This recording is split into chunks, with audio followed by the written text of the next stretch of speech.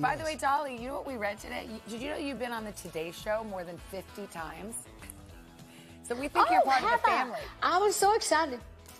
I feel like I am. In fact, when they said something today about when I was saying, they said, oh, on my headphones, that I was talking to the people there, and they said, well, we're glad to have you on the Today Show. I said, I'm always happy to be on the Today Show, because I do feel a welcome, and I feel love, and I've always loved all of you.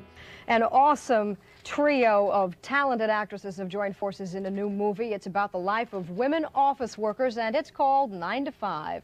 It stars Lily Tomlin, Jane Fonda, and Dolly Parton, all of whom spent some time with our man in Hollywood, Jim Brown. Dorley. What are you two doing here? Dorley, something terrible's happened. What? Violet put rat poison in Hart's coffee. I didn't do it on purpose. It was an accident. You mean It may get a little incredible and off the wall at times, but 20th Century Fox zany comedy 9 to 5 does have a basic storyline that will hit home with millions of women. The plight of 3 office workers and the world's biggest male chauvinist boss. How is he, Doc? He's dead. Oh, my God. Oh. The unlikely casting of Jane Fonda, Lily Tomlin, and in her movie debut, Dolly Parton, is the film's commercial strength. Well, once it became a comedy, Dolly seemed like a good Gee, thanks. It started off maybe seriously. Lily was always in my mind. And then suddenly we thought, comedy, it has to be a comedy. And then right away, and Dolly Parton. What drew you to her? Her music, but particularly the songs that she writes. She's a great songwriter, and the songs have a kind of depth and humanity that made me feel that she could act. Look, I've been straight with you from the first day I got here, and I put up with all your pinching and staring and chasing me around the desk because I need this job, but this is the last straw. All right, now wait, let's just sit down and... Look, I got a gun out there in my purse, and up to now I've been forgiving and forgetting because of the way I was brought up, but I'll tell you one thing. If you ever say another word about me or make another indecent proposal, I'm going to get that gun of mine, and I'm going to change you from a rooster to a hen with one shot. What was new to you about doing a film? Now, as I understand it, you had never even seen a film being made. Is that correct? That's true. I had went through the Universal tour. Yeah, I did. When I said that I would do the movie, when I read the script, they just sent me the script and I memorized it. I just assumed that you had to. Like a play. Everybody's part, though. Yeah, my part and her part and her part and Dabney's part. But I mean, I just knew the script back and forth, and I just every week I would read it, and I would read it with my secretary. I'd have her read the other parts. Yeah, I would practice, yeah. And it was fun. It was, how were you in my part? I was great in your part. The general reaction to the teaming of Dolly Parton and Sylvester Stallone for the movie Rhinestone has been, wow, what a combination. And the story freely allows these two superstars to combine their unique talents in this romantic comedy. And he's making his big city debut tomorrow night in New York City. Will you help me make him welcome Howlin' Nick Martin? Rhinestone is still in production, and this scene from the movie is a work print copy, that is, from early editing stages. The premise for the film has Parton as the manager of a New York City country western bar. Betting her boss, she can transform anyone into a country western singer. That anyone turns out to be Sylvester Stallone. It's a natural thing, Nick. I mean, the first time I was ever on stage, I thought I was gonna die. I mean, my head hurt, I was upset at my stomach, I felt like I had a rusty knife caught in my throat. What'd you do? I threw up. Dolly Parton wrote all of the 18 songs to be heard in Rhinestone, including 2 she sings with Stallone. When I thought that I was going to have to teach him to sing, I thought, well, this may be a handful, but he really is a good singer, and he loves music, and he's got a sense of rhythm, and he's got a good voice. It's real dynamic. He's got a lot of energy, and well, he really does. And I was real surprised myself. So my job was easy. It really was. I think the people are going to be real excited about how he sounds. Didn't you have to convince him though to do it live rather than the traditional way of lip syncing? Is that correct? Well, we both agreed on the fact that it would be better live because of our energy and the way we work together. You can't lip sync the moment really and really get the kind of energy that you should have.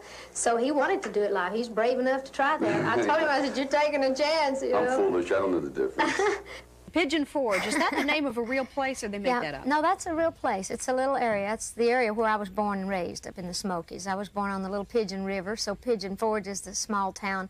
It's in Sevier County, which is, like I say, where I was born and raised with a bunch of other brothers and sisters. So now everybody in the family's getting all excited about Dollywood, and especially How many miles from the site of what is to be known as Dollywood were you raised? About 8 miles on up in the woods. Yeah. And the park is really in a beautiful location. Have you ever been to the Smokies? I know the Smoky Mountains, sure. Yeah, it's like the most visited national park in the United States. There's about 9 or 10 million people every year that come into that area. And they got to do something but look at the scenery. Yeah, well, there's a lot of things to do up there. We have a lot of, it's really a commercial place now, but it's a beautiful place. Pigeon Forge, Gatlinburg, and Sevierville, it's all in Sevier County there, and it's a beautiful part of the country. But what else changed in your attitude?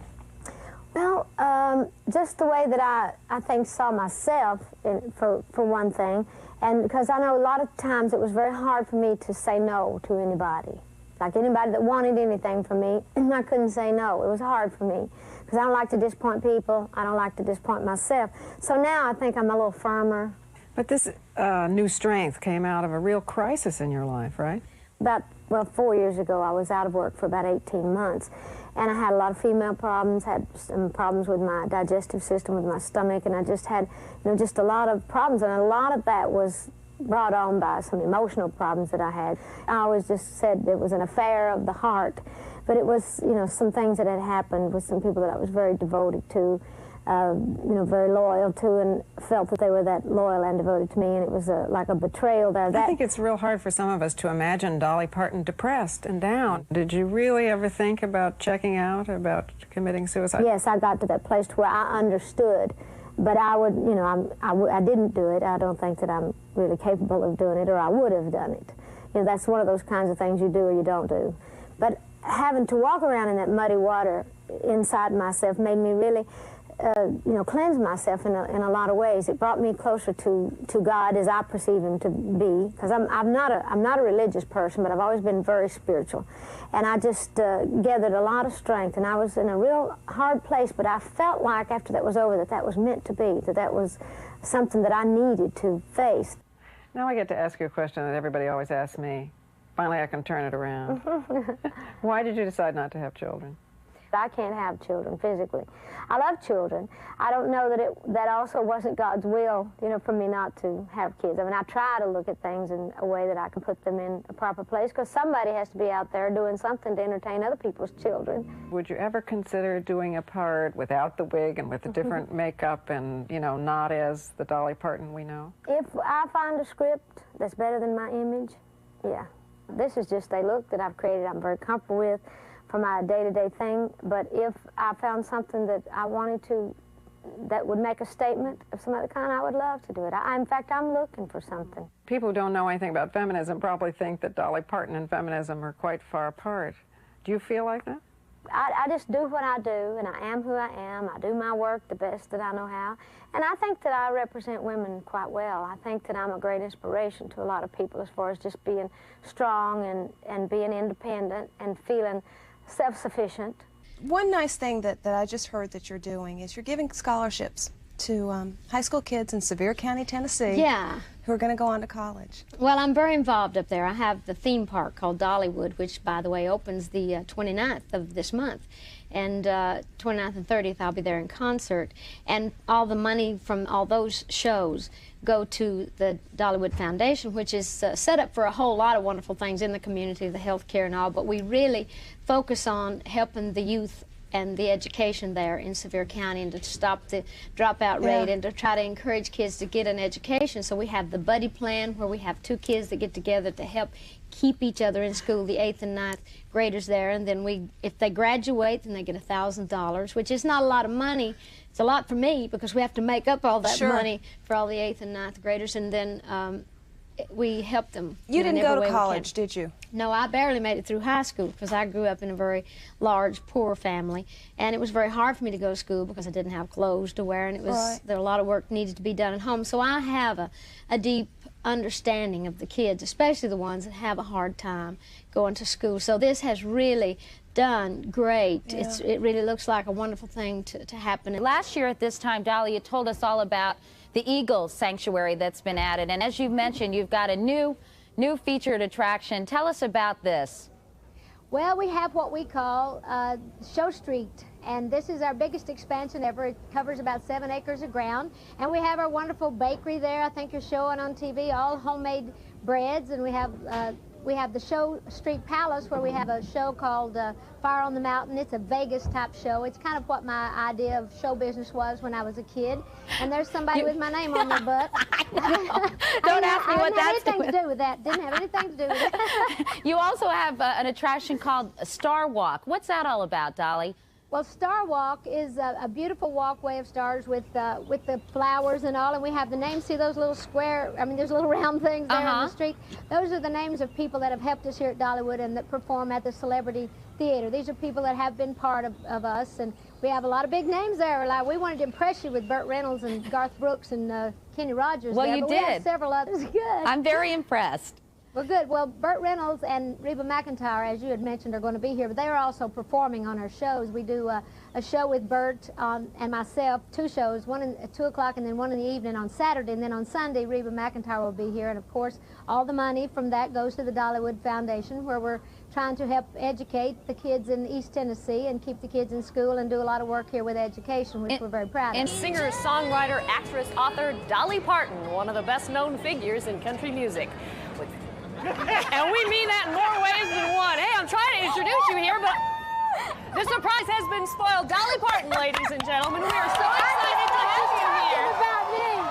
Hey there. Well, I was going to brag about you a little bit more. I didn't want you to brag about me. I just am glad to be here. Well, you're going to have to listen to a few minutes of bragging on you because you've got 4 Grammys and 25 #1 songs, more hits than anybody else in our whole concert series this summer. And yet, really? Well, I'm older than all of them. I don't know about that. But despite all your accomplishments, you are hungry again. That's the title of your new CD, and I'm interested in what makes you hungry again after all these years. Well, I guess when you write songs, when you love the business like I do, you're always hungry to write better songs. I wanted to write like I was hungry again, sing like I was hungry again, and I'm hungry to get out here with folks like that and be interviewed by nice folks like you. So anyway, I just thought it was a nice title for an album because I wrote all the songs for it, and I wrote more traditional songs like I used to write years ago when I really was real hungry. So now I'm hungry again. And you went back to your roots for inspiration, right? I went back to my old home place up in East Tennessee where I used to do all my writing before I ever left the Smokies.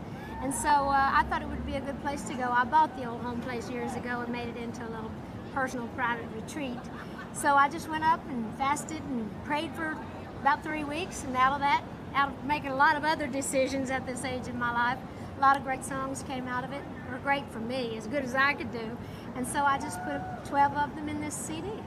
You are one of the first artists that really made a crossover from country music to the pop charts, and now that's more commonly done. Do you think the line between country and pop is just going to get blurrier and blurrier and fade away someday? Well, I think there's definitely a sound that country music has. I think you'll always kind of know the country artists, but I think it's great that country music has done what it's done and been able to actually cross over into the other world. So now we're worldwide. Used to use kind of closet country fan, but now everybody's proud to be one. Now, you mentioned just a moment ago your work with children, which is particularly important to you.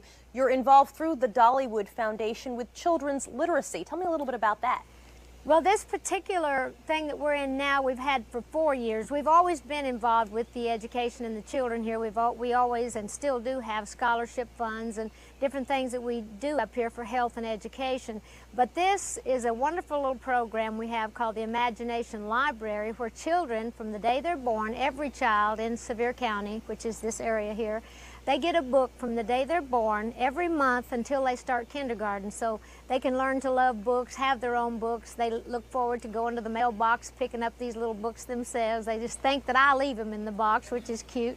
But anyhow, it gives them an opportunity to read with their parents to get a feel, and kind of we feel like setting them up early is really more helpful than trying to help kids once they've already kind of set bad habits. So we're trying to teach children to love books, to learn to read early. So we're very proud of what we're doing here, and we have a lot of help and a lot of folks getting involved in it around the country. You must be proud because, of course, you have been honored by many folks for your involvement with children, which is very important to you. You must feel pretty good about that. Well, it always feels good to help, and anytime you get in a position where you can help, especially you always want to go back home to help. They say you can never go home again, but that's not true. You not only can go home again, you can go home and help out the folks around here. So it is a good feeling, but we want to be involved with all kids all over the country and eventually all over the world. We're having the Imagination Library now starting in different places around the country. So people are getting excited about this program that we started here at Dollywood and getting on the bandwagon, or the train, as we might say. So anyhow, we're very proud of what we're doing here. We love the kids. We read that you can hear music anywhere, yes. and we were hearing that you wrote 9 to 5 I did. on your nails. But you have to have, and my mic somewhere? Yeah, your mic. Yeah, right there. I guess you could hear that. Yeah. You know, it's like percussion. It's like working 9 to 5, what a way to make a living. See, I thought that sounded like a typewriter. And Well, it does. when we were doing in fact, we used the typewriter on the song. Oh, 9 I to didn't know 5, that. and when I was and it says nails by, I played my nails on the record, and it says nails by Dolly. Are you kidding? And we had all the girls come sing on it, and so, but yeah, that was actually just wrote. I would stand around while we were doing the movie. Every day I'd see something new and different, and I'd write a little bit, and then I'd go back home to my hotel room at night, get my guitar, and kind of incorporate what I'd written. So it took over a period of time for me to write the song. Well, it got us thinking. You know, I guess we can make music with anything. Well, I guess you can. You well, can. Yeah, well, you can make music with And anything. you said you can sit in a silent room and hear music. Well, we got a box can. of things. Is there anything here Well, that can hand help me you anything. make? What Okay, can here's you a, make? here's a stapler. Yeah, working 9 to 5, what a way to make a living. Okay, this one's Let gonna me be familiar with this. This one won't be easy. Well, I don't know if it makes any noise.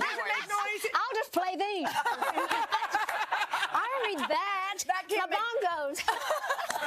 I said, I built my career on grit and determination. Yeah. This one is determination.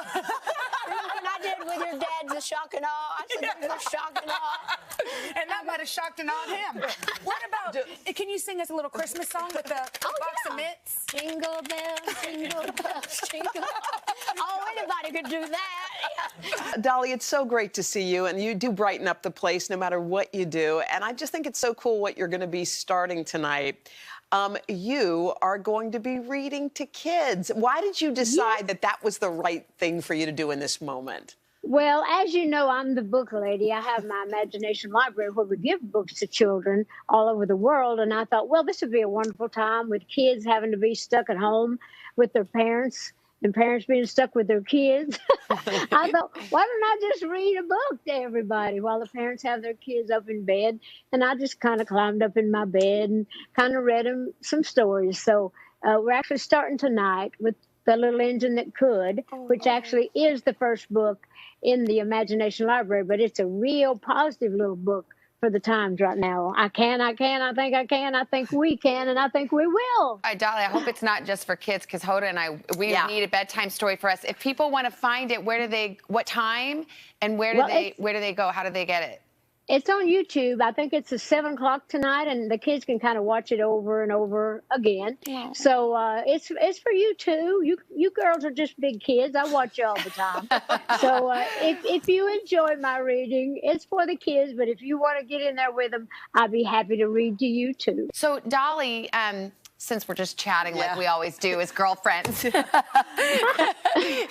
have you been doing? Like, what does Dolly do when you're stuck at home all day, besides do wonderful things for humanity by giving $1 million? Well, actually, I've been doing a lot of fun things, a lot of social media things. I've been writing a lot of I'm at home, so that's my phone ringing is what you're hearing in the background. So anyway, I write a lot of parodies on a lot of the songs I've written, trying to think up fun stuff, trying to find scriptures and kind of make up things that will kind of lift people's spirits, because I think people really, are scared to death right now. Yeah. And really one of our presidents said, the only thing to fear is fear itself. Yeah. And I really think we do have to be concerned. We do have to be aware and alert. But I think fear sometimes is so crippling and it paralyzes you to where you can't do anything. So I refuse to fall under that. So I think laughter is like good medicine. The Bible even says so. So I've been trying to find fun things, good things, and stuff to kind of uplift my spirits as well as my family and the people around me, but also just the world if I can. Speaking of like beautiful stories and love stories, you and Carl Dean have been married 55 years. I mean, when I saw the number 55, it just struck me. And I know people ask you all the time, like, what is it about your relationship that has withstood the test of time? But what is it? Well, actually, we're good people. We're fun people. We both have a great sense of humor, and we like and respect each other, and we just have fun. And I stay gone enough to keep it new. And you can bake. Yeah. And you can bake. But, Dolly, we were talking earlier this week because we heard that Heidi Klum got her legs insured. And there was some rumor on the internet that you have a famous body part or parts that are also insured. Well, and we just have to, we want you to set the record straight. Yes. Well, it's not true about that. Years ago, was it Betty Grable or one of the great famous stars that was famous also for her legs? And at that time, I said, well, maybe I should get my boobs insured since I'm famous for them. But it was just a joke. I didn't do that. Well, Dolly, we love you, and congratulations on your newest adventure that you're on right now. We appreciate your time. The book, the music, all of it. We cannot wait to see you in real life soon. Well, thank you. And by the way, you can get new boobs, but you can't get new legs. Check, check. I'm sewing that on a pillow. Thank you. We love you. Love you, Dolly. Well, Dolly, I remember being a kid going to Dollywood a couple of times, and what you've done for that town, what you've done for that community, it really is pretty remarkable in terms of the employment, the economic impact, and also just having someplace really cool in the Smoky Mountains that folks can go and enjoy. When you open this thing for well, that's true. Go ahead, Dolly. I'm sorry. Oh, I thought you were done. I didn't mean, when we have satellite, it's hard to know the timing. I was just saying, yes, I'm just so grateful, that did all happen. I've been surrounded by wonderful people, as you mentioned earlier when Kathy was talking, that I have, great partners that I'm in business with, the Hershon family, and they've been wonderful partners, and all the people that work here, they've been so very supportive. So we have a lot of great people involved in all this. I can't take all the credit. Oh, well, you're just such a light, Dolly, and we were so sad to hear about the loss of Carl, your beloved Carl, your husband of more than 58 years. I always love over the years how you talk about him. I mean, you guys were such a partnership. Look at you two cuties. How are you doing? I'm sure you miss him a lot. Oh, you know what? I get very emotional when people bring it up. But yeah, we were together 60 years. I've loved him since I was 18 years old. And it's a big adjustment, just trying to change patterns and habits. And I'll do fine. And I'm very involved in my work. And that's been the best thing that could happen to me. But I'll always miss him, of course, and always love him. But he was a great partner. I hope you feel just so much love in the arms of all your fans just wrapped around you, because your love story was so touching. Inspiring. Hey. It was, and I'm so thankful. I got so many cards, letters, flowers, and from all over the world. I had no idea Carl Dean was so famous. Hey, Dolly, switching gears here. I don't know if you saw this a few weeks ago. There was this little boy on social media, about 8 years old, we're told, and he had the perfect reaction when he saw you in this parade. I don't know if you've seen this little boy yet. You see that reaction there, Dolly? I remember seeing a little boy at the parade. I don't think I've seen it on camera. Where is he there? No, I remember him in the parade. I was thinking, honey, are you going to have a heart attack and die right here in front of everybody? It was the sweetest thing. I just wanted to get off of that cart and run down and just squeeze him. But, it's just great. I ride through the park every day that I can, that I'm up here in the afternoon, and just getting to see the reaction and feeling all that love. I got very emotional that day after the parade because there was just so much love like that. Yeah. And it was, right after I had lost Carl, and I was just so bottled up with emotion, and I just got in the van and just boo-hooed for the longest time, just feeling all that Well, love and emotion. His reaction has been the reaction of a lot of folks over the last 40 years or so, Dolly. It's You how brought we so all much feel joy. about you. By the way, Dolly, you know what we read today? Did you know you've been on the Today Show more than 50 times? So we think you're part of the family. I was so excited. I feel like I am. In fact, when they said something today about when I was saying, they said, oh, on my headphones, that I was talking to the people there, and they said, well, we're glad to have you on the Today Show. I said, I'm always happy to be on the Today Show, because I do feel a welcome, and I feel love, and I've always loved all of you through the years. You've been so good to me. We want you to come back and come to the studio next time and tell us all about this musical. We've heard great things about it. Oh, yeah, I got my life story coming out as a Broadway musical. I will. I'll be promoting that heavy. You know me. Good. Well, I got a lot of stuff going. And all of you are so great to help me get hawk my goods, so to speak. We're here for it, At Dolly. least she's honest about it. Dolly, whatever you're selling, we're selling. buying. Yes. We love you. Jen and I wanted to try out for Okay. your musical, but we didn't get any takers on that, but maybe another time. I knew you were going to work that in. Yeah, had to. Thank you, Okay. Dolly. Oh, thank you. Have a wonderful day, and thanks for having me. Thank you. Dolly Parton. She is such a legend. One of the first times I met her is when I first started this job, and I was this much pregnant with Vale. And she said, if it's a little girl, you can name her Dolly Jolene. Which I should have. Big life regret that I didn't. I know. National treasure. A national treasure.